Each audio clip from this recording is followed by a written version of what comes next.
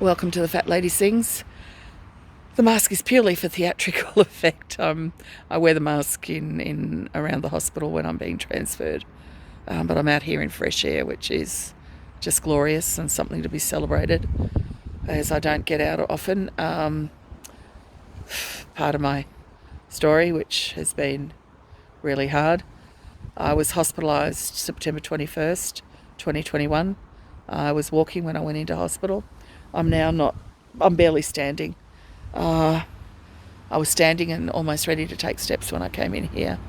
I was injured at the previous rehab, which just all throughout it, it's been a horrific experience in that dealing with people of higher weight seems to be something that's absolutely lacking. The understanding, the care level. There's some wonderful people I've met in my journey, wonderful nurses, and the ward manager here. I've got a fabulous community team and my friends that have helped me get this far, because on two occasions I almost didn't make it, once at the previous rehab and also here, with thoughts that led to... Anyway, I don't want to think about that. But that was severe sleep deprivation that led to those thoughts. And here's what the problem is. Care calls were made at both institutions and both failed. And that's where there's a lack of accountability. And that's what this voice is now. I got very fed up one night with another incident that occurred, and I messaged a friend saying, I'm taking this further, I'm taking it to politicians, the media if I have to, but then a little wary of that with how some media stories are presented. So I'm creating my own channel, The Fat Lady Sings, and that's what happened. I messaged him saying, when the fat lady sings, they better fucking listen. And something happened when I said it. I went from a grr anger moment to something inside me lit up. And it was like, yeah, fat lady. I'm owning it. I'm currently over 200, I'm around 220 kilos. I've never been that in my life. At my worst, in the 90s, that was a very severe depression I was in then. I got to 180, I think it was, just around 184.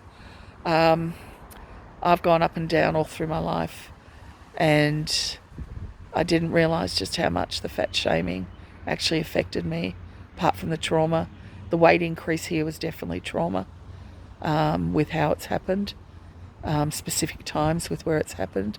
I also suffer from lymphedema and lipedema, so that's a huge factor as well, the lack of understanding around that. And that's what it is overall, a lack of understanding.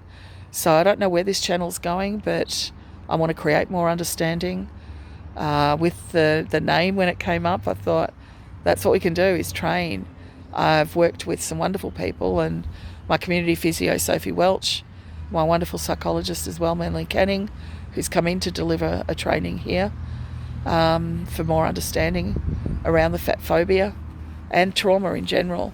I've worked with a wonderful coach, Rachel Goodman, who I'm developing from a practicum that I had with a course I did with her, which was for my own healing, which I've done a lot of over the years, a lot of courses for my own healing.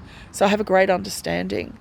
It's just trauma is something, it's difficult for each one and person, so there's no set rules. And that's where there needs to be more understanding to treat people as individuals. So here I am, the fat lady. But the fat lady is not gender specific. Fat Lady Sings is a voice. It's a voice of people. People who have been hurt.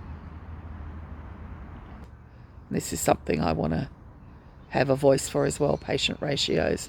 How is anyone expected to rehab when you come from a hospital where the patient ratios are not meeting my needs, and I go into a rehab hospital where the patient ratios are higher and I'm expected to rehab? That's something on a government level that needs to change. So, yeah.